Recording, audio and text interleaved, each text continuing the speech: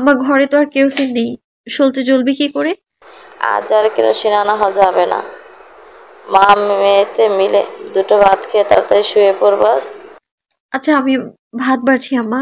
ভাতের পাতিল থেকে দুজনের জন্য ভাত বেড়ে নিয়ে এলো ভূমি। সেই সঙ্গে বিকেলেও বাড়ি থেকে নিয়ে আসার গোস্তের তরকারি একটু গরম করে নিল সে। অনেকদিন পর গরম ভাতের সঙ্গে গোস্ত খাবে ভাবতে খুশি খুশি লাগছে তার। তরকারি গরম করার ফাঁকে একটা পেঁয়াজ আর 2টা কাঁচামরিচও নিল সে। সঙ্গে লেবু হলে মন্দ হতো না, কিন্তু বাড়িতে যে লেবু নেই, গাছে দুটো ছিল, কে যেন চুরি করেছে। দোলন্যমান তপ্ত কিরণে মা মেয়েতে মিলে আয়েশ করে রাতের খাবার খেলো। মহুয়া বাসনগুলো সরিয়ে রাখলেন মেঝেতে। মাদুর কাঁথা আর বালিশ বিছিয়ে ফেলেছে ভূমি। ঘুমানোর জন্য প্রস্তুত সে। কুপিতে এখনো যৎকিঞ্চিত পরিমাণ তেল রয়েছে। মশারি টানিয়ে ভূমি শুয়ে পড়ল। মহুয়া কুপি নিভিয়ে মেয়ের পাশে শুয়ে পড়লেন। প্রত্যুষের আলো ফুটতে ঘুম ভেঙে গেল ভূমির। ফজরের নামাজ আদায় করে মা মেয়েতে মিলে আবারও শুয়েছিল। বেলা এখন গড়াচ্ছে। পাশে তাকিয়ে দেখলো তার মা এখনো ঘুমাচ্ছে। প্রত্যেকটা দিন অক্লান্ত পরিশ্রম করতে হয় ওনাকে। শুধুমাত্র ভূমিকে একটু ভালো রাখার আশায় কত পরিশ্রমই না করতে হয়। এই সমস্ত ভাবতে ভাবতে আড়মোড়া ভেঙে উঠে বসল ভূমি। টিন আর জানালার ফাঁক ফোকর থেকে আলো এসে ঘরে প্রবেশ করেছে। মশারির ভেতর থেকে বের হয়ে গেল ভূমি। দুয়ার খুলতেই সাই বেগে আলো এসে প্রবেশ করল। মুহূর্তেই আলোয় আলোকিত হয়ে গেল ছোট্ট কুঠুরি জুড়ে। বেরিয়ে গিয়ে মুরগি রাখার খুপড়ির দুয়ার খুলে কয়েকটা খুদ ছিটিয়ে দিল সে। সকাল হলেই এরা খাবার খাওয়ার জন্য পাগল হয়ে করে দেয়। সবগুলোই ভূমির খুন নাওটা। বিশেষ করে বাচ্চাগুলো মাঝে মাঝে তো কাঁধে উঠে বসে সবগুলোতে। মহুয়া এখনো ঘুমোচ্ছে। ভূমি গিয়ে তার মাকে ডাকলো। মহুয়া উঠে যেতে সে বিছানা মাদুর জায়গায় গুছিয়ে রাখলো। চট করে ঘর বারান্দা আর উঠোন ঝাড়ু দিয়ে ফেললো ভূমি। মহুয়া এতক্ষণে হাত মুখে ধুয়ে নিয়েছেন। কিছুক্ষণ পরেই ওনাকে কাজে যেতে হবে।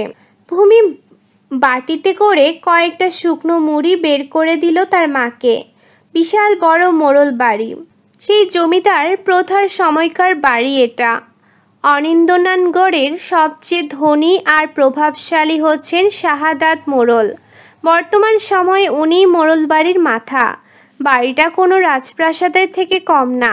এই বাড়িতেই একজন সাধারণ পরিচারিকার কাজ করেন মহুয়া। বাড়ির মানুষগুলো অসম্ভব ভালো। অনেক বছর ধরে তিনি এখানে কাজ করেছেন।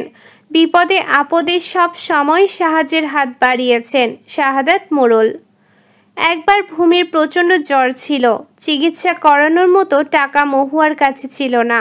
জ্বর ক্রমশ কাবু করেছিল মেয়েটাকে। অসহায় হয়ে গ্রামের অনেকের কাছে সাহায্য চেয়েছিলেন মহুয়া, কিন্তু কারোর কাছ থেকে সাহায্য পাননি। ছোটবেলা থেকে মেয়েটাকে সবাই অবহেলা কিছুই দেয়নি। সেখানে শাহাদাত মোড়ল নিজে থেকে চিকিৎসার সকল খরচ দিয়েছিলেন। মেয়েটার সেই জ্বরে টাইফয়েড হয়েছিল। টাইফয়েডের জন্য সমানে চুল উঠে যেত। চুল উঠে যাওয়া নিয়ে মেয়ের সে কি কান্না! ডাক্তারকে বলে 3টা ডোজ দেওয়া হয়েছিল ভূমিকে। এরপর আর কখনো টাইফয়েড হয়নি ভূমির। বিস্তীর্ণ বৈঠকখানা ঝাড়ু দিচ্ছে মহুয়া। সামনে বড় বালতিতে পানি নেওয়া। ঝাড়ু দেওয়া শেষ হলেই মুছে ফেলবে। কাজের মাঝেই শাহাদাত মোড়লের স্ত্রী নাজমা এলেন। মহুয়াকে ডেকে বললেন, মহুয়া, অতিথিশালা একটু ভালো করে পরিষ্কার পরিচ্ছন্ন করে রেখো। আমি নতুন চাদর বের করে দেব, একটু বিছিয়ে দিও। আর হ্যাঁ, আজ রান্নাবান্না কাজ একটু বেশি। আজ বাড়িতে মেহমান আসছে ঢাকা থেকে। সেখানকার এমপি শেহরিশ আরশ পলয় আর ওনার ছোট ভাই মান্যগণ্য ডাক্তার তাশরিফ ইফরাদ অপর্ণ আসছে। ওদের সঙ্গে আরশও আসছে। আরশ আর অপর্ণ ঢাকায় একসঙ্গে পড়াশোনা করছে, সেই থেকেই ওদের বন্ধুত্ব।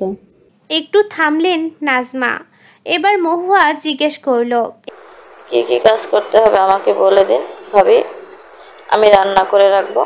তোমার ভাইজান আর মন্টুকে দিয়ে অনেক বাজার করিয়েছেন, অবশ্য সব কেটেই আনা হয়েছে। তোমার একটা কাজ অন্তত কমেছে। আচ্ছা শোনো, দেশি মুরগি ঝাল ঝাল করে রান্না করবে, বড় রুই মাছ ভাজা, গরুর গোশত ভুনা, পোলাও আর জর্দা রাঁধবে। আচ্ছা ভাবি, আপনি চিন্তা করবেন না, আমি সব কাজ খুব যত্ন সহকারে করব। এই জন্যই তোমার উপর আমার এত আস্থা। একটু থেমে নাজমা আবারও বললেন, ও হ্যাঁ, আর একটা কথা, ভূমির জন্য আজ ভালো কিছু খাবার নিয়ে যেও, শুধু তরকারি না, পোলাও জর্দা সঙ্গে করে নিয়ে যেও। নাজমার প্রতি শ্রদ্ধা আরও বেড়ে গেল মহুয়ার। যেখানে ওনার মেয়েকে প্রত্যেকটা মানুষ অবহেলার কটু কথা শোনায়, সেখানে ইনি একজন যিনি ভূমির ভালো মন্দ প্রায় জিজ্ঞেস করেন। অশ্রুসিক্ত হলো নেত্রযুগল। মুখে হাসির রেখা প্রসারিত করে মহুয়া নিজের কাজে মনোনিবেশ করলেন।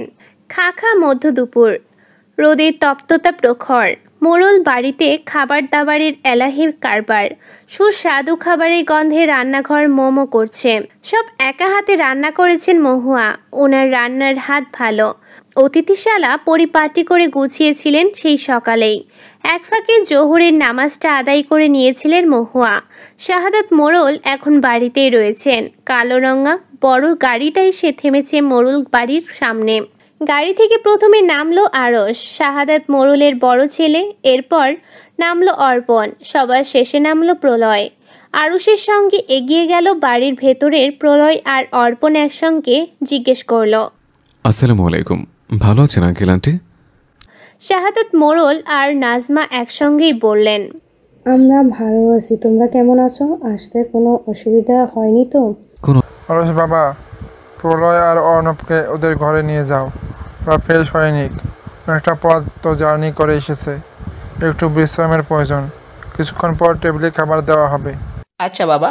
মিন্টু ওদের ব্যাগ সঙ্গে করে নিয়ে গেল দোতলার 3 নাম্বার ঘরে। চলুন ভাইয়া, আয় অর্পণ। ওরা চলে গেল। টেবিলে খাবারগুলো গুছিয়ে রাখছে মহুয়া। কিছুক্ষণ পরেই হয়তো ওরা খেতে আসবে। নাজমা নিজেই বলেছেন খাবারগুলো নিয়ে আসতে। মিনিট 20 পর অর্পণ আর প্রলয়কে নিয়ে বৈঠকখানায় এসে দাঁড়ালো আরশ। এসো বাবা, খাবার খেয়ে নাও, দুপুর তো অনেক হলো, তোমাদের নিশ্চয় খিদে পেয়েছে। সবাই চেয়ার টেনে বসলো। শাহাদাত মোড়ল আর নাজমাও খেতে বসলেন। মহুয়া একে একে সবাইকে খাবার বেড়ে দিলেন। সবাই নিজেদের মতো খেয়ে যাচ্ছে। খাওয়ার মাঝেই আরশ জিজ্ঞেস করলো, ইরা কোথায় মা? তোর নানু বাড়িতে গিয়েছিল, যখনই শুনেছে তুই আসছিস অমনি ছুট লাগিয়েছে এইগুলো এলো বলে। খাওয়ার এক পর্যায়ে অর্পণ বলল, আন্টি খাবারগুলো খুব টেস্ট। নাজমা কিছু বলার আগেই আরশ বলল, মৌ আন্টি খুব ভালো রান্না করেন। অন্যদিকে বাধাই করা ঘাটে বসে জুতো জোড়া ধুয়ে নিচ্ছে ভূমি।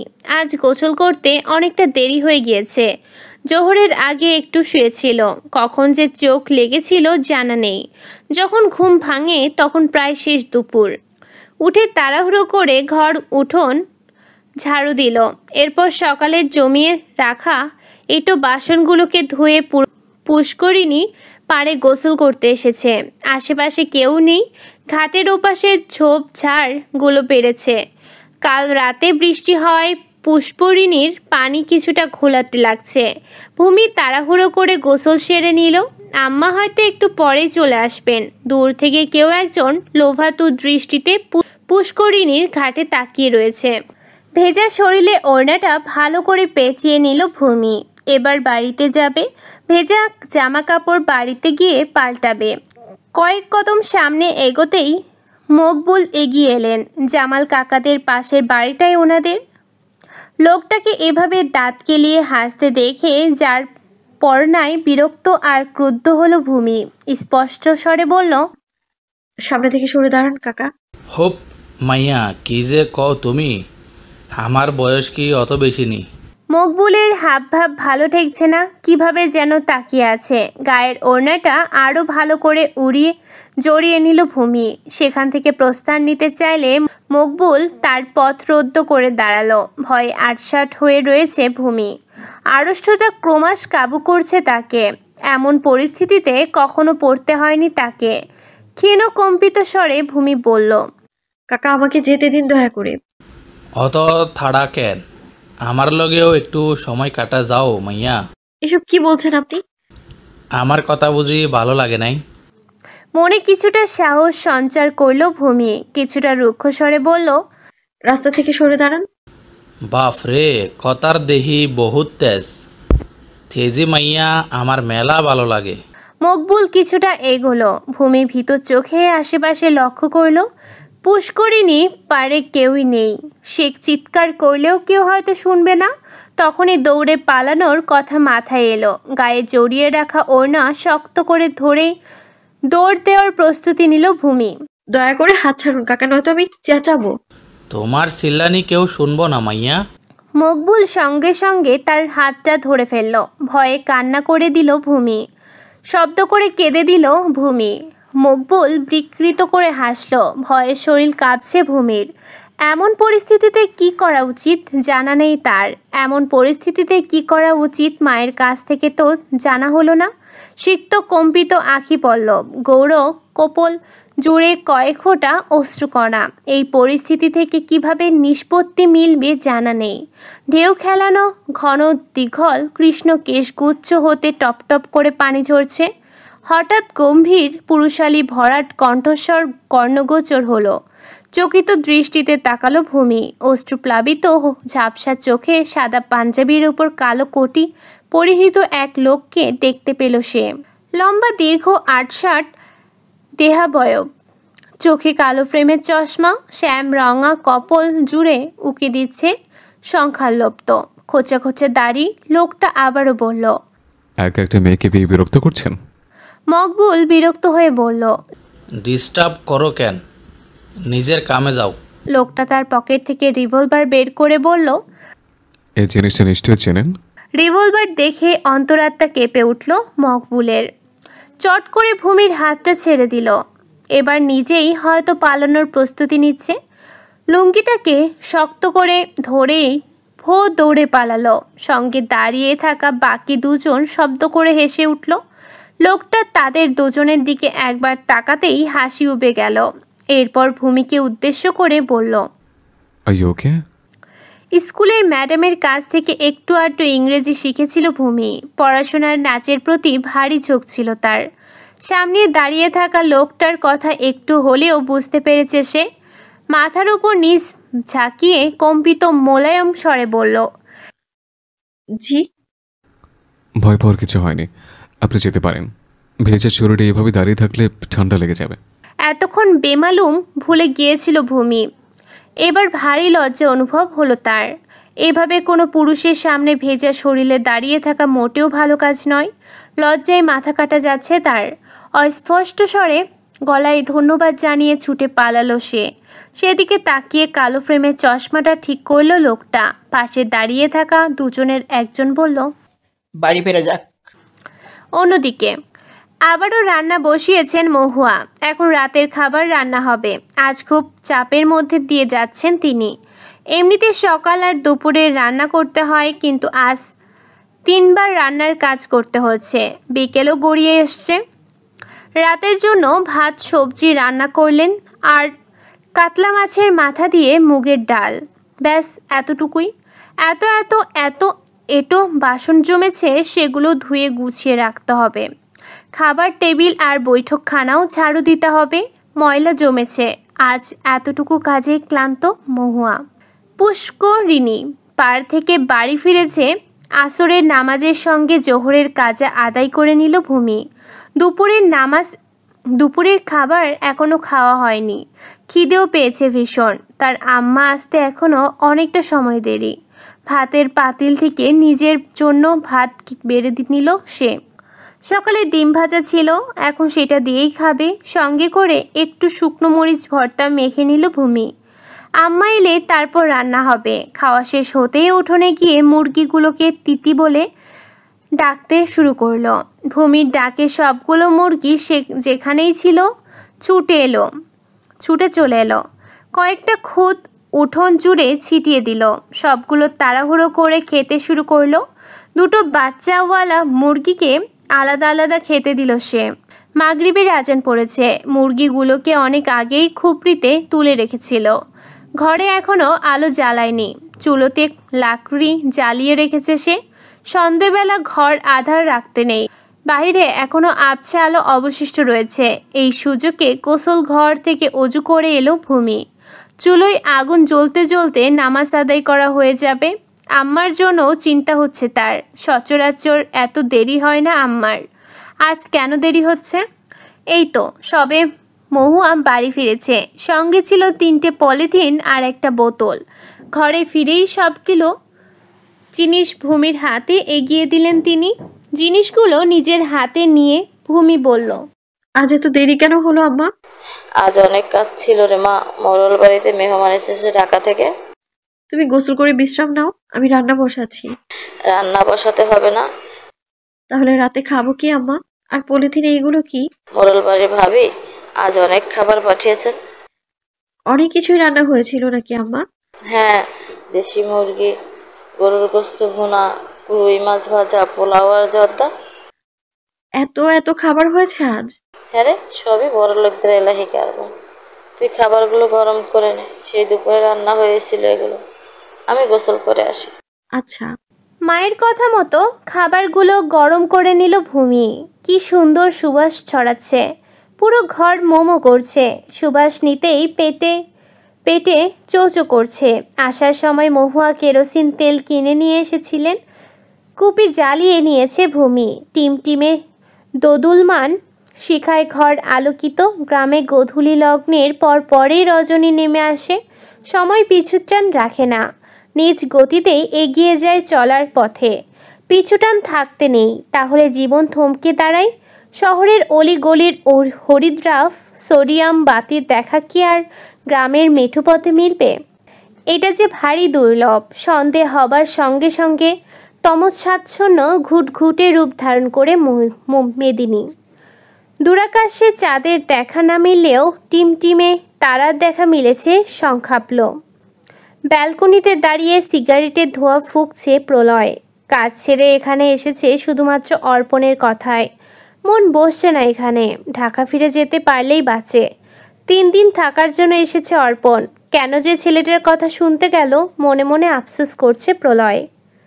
হুট করে চলেও যেতে পারছে না। অরিন্দনগড় গ্রামটা দেখতে সুন্দর, তবে তার কাছে ঝোপঝাড়ই বেশি মনে হয়েছে। কেমন জঙ্গলের মতো অনুভূত হয়। চারিপাশে বিস্তীর্ণ ফসলের ক্ষেত, বড় বড় গাছগাছালি, আঁকাবাঁকা মেঠো পথ। গ্রামে ঢোকার মুখে এক ফালি ছোট্ট নদী। অনিন্দনগর গ্রামটা আসলেই অনিন্দ সুন্দর। বিশাল কামরার লাগোয়া বারান্দা থেকে চলে এলো প্রলয়। বিছানার কাছে এসেই উপলব্ধি করলো তার ফোনে কেউ কল করেছে। দ্রুত পায়ে মুঠোফোনের কাছে এগিয়ে গেল। বিছানার পাশে টিমটিমে দোদুলমান শিখায় হারিকেন জ্বলছে।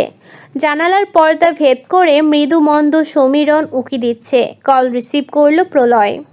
হ্যাঁ বল। ফোনটা কানে নিতেই কিছু কথা কর্ণগোচর হলো। প্রত্যুত্তরে প্রলয় বলল, আমি একটি শহরের বাইরে এসেছি, তোর একটু সামলে নে। বাকি কাজ আমি ফিরে এসে করব। ওপাশ থেকে কিছুই শোনা গেল না। প্রলয় আবারও বলল, এক্ষেত্রে কি করা উচিত? তুই তো জানিস রবিন, তাহলে এত কথা কিসের? কিছুক্ষণ চুপ থেকে রবিনের কথা শুনল সে। এরপর আবারও বলল, শিয়াবকে বলিস মাথা গরম না করতে। কল কেটে দিয়ে ফোনটাকে পকেটে রেখে দিল প্রলয়। শহর থেকে দূরে এসেও নিস্তার নেই। যেদিকটাই দেখবে না সেদিকটাই গন্ডগোল বেঁধে যাবে। ভাই এসেছে শুনে বিকেলেই চলে এসেছে ইরা। সকাল সকাল নানু বাড়িতে গিয়েছিল। আজ আর থাকা হলো না তার। অন্য কোনো দিন গিয়ে থেকে আসা যাবে। সন্ধে থেকে বিদ্যুৎ নেই। হয়তো কোনো সমস্যা হয়েছে। দোতলার করিডোর দিয়ে যাচ্ছিল অর্পণ। এদিকে হাতে হারিকেন নিয়ে ভাইয়ের ঘরের দিকে যাচ্ছে ইরা। আধারিয়ার আচ্ছন্ন করিডোরে হুট করেই দুজন দুজনের সঙ্গে ধাক্কা খেলো। অর্পণ হারিকেনটাকে বাঁচাতে পারলেও শেষ রক্ষা হলো না। মৃদুস্বরে আর্তনাদ করে উঠল ইরা, ও মা গো। এইখানে তো আন্টি নেই। ভেংচি কেটে সেখানেই বসে রইল ইরা। কোমরে খানিকটা ব্যথা পেয়েছে। মনে মনে অর্পণকে বেশ কয়েকটা গালমন্দ করেছে। সব দোষ এই লোকের। তার জন্যই তো সে এভাবে মেঝেতে পড়ে গেল। হারিকেন বাঁচালো? কই, তাকে তো বাঁচালো না। ইরার মুখের সামনে হারিকেন ধরে অর্পণ বলল, সারা রাত কি এখানেই বসে থাকার ইচ্ছে আছে নাকি? দেখতেই তো পাচ্ছেন পড়ে গিয়েছি, একা উঠতে পারবো না। আপনাকে কি কোলে তুলে উঠাতে হবে? তা হবে বই কি। মেঝেতে হারিকেন রেখে ইরাকে তুলতে নিলেই ইরা চেঁচিয়ে ওঠে, থামুন থামুন। আবার কি হলো? কি করছিলেন আপনি? আপনাকে কোলে তুলছিলাম। থাক, কোলে তুলতে হবে না, হাত দিন, আমি ধরে উঠছি। অর্পণ হাত এগিয়ে দিল। ইরা তার হাত ধরে উঠে দাঁড়ালো। কোমরে চিনচিন ব্যথা অনুভব হচ্ছে। মেঝে থেকে হারিকেন তুলে ইরার দিকে এগিয়ে দিল অর্পণ। এরপর ঘরের দিকে চলে গেল। প্রলয় অপেক্ষা করছে তার জন্য।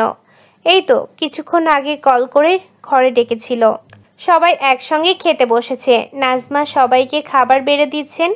খেতে বসার আগে ইরা সবাইকে একবার ভালোভাবে অবলোকন করলো। খাবার টেবিলের আরও 4 জনের বসার জায়গা রয়েছে, বিশাল বড় খাবার টেবিল। শাহাদাত মোড়লের ভাই আর ভাইয়ের বউ আপাতত ঢাকা রয়েছেন। ওনার স্ত্রীকে ডাক্তার দেখাতে গিয়েছেন। গ্রামে খুব একটা ভালো ডাক্তার নেই। ডাক্তার দেখাতে হলেও সদরে যেতে হয়। শুধুমাত্র গ্রামের মানুষের কথা ভেবে শাহাদাত মোড়ল অনেক আশা নিয়ে ছেলেকে ডাক্তার বানিয়েছেন। গ্রামে বড় একটা হাসপাতালে বানিয়েছেন। ঢাকা থেকে চিকিৎসা করার যাবতীয় সব কিছু বন্দোবস্ত করেছেন, সবটাই নিজের একা পুঁজিতে, যাতে গ্রামের মানুষ চিকিৎসাহীনতায় না ভোগে। সবাই চুপচাপ খেতে বসেছে। খাওয়ার মাঝে আরুষ তার মাকে জিজ্ঞেস করলো, মহু আন্টি কি চলে গেছেন? হ্যাঁ, ওর মেয়েটা তো বাড়িতে একা, তাই ও সন্ধ্যা হবার আগেই চলে যায়। আবারও খাওয়ায় মনোযোগী হলো আরুষ। ইরা টিপ্পনি কেটে জিজ্ঞেস করলো, ওনাকে দিয়ে তোর কি কাজ? আজ বিকেলে দেখলাম ওনাদের বাড়ি থেকে কিছুটা দূরে ওই পুষ্পরিণী পাড়ে একটা মেয়েকে বিরক্ত করছিল এক লোক। ইরা অবাক হবার ভান ধরে মেয়ে আবারও জিজ্ঞেস করলো, তারপর কি হলো? তারপর আর কি, প্রবল ভাইয়া নিজের রিভলভার বের করলেন আর লোকটা নিজের লুঙ্গি খিচে ভৌ দৌড়ে পালিয়ে গেছে। মেয়েটা কেমন দেখতে ছিল রে ভাইয়া? পাশে বসেই থাকা ইরার মাথায় টোকা মেরে আরুষ বলল, গাধি, আমি কি এতে কিছু খেয়াল করেছি নাকি? খাওয়ার সময় কথা বলা একদমই পছন্দ করে না প্রলয়। এদের এত কথা বলাই যার পরনায় বিরক্ত হলো সে।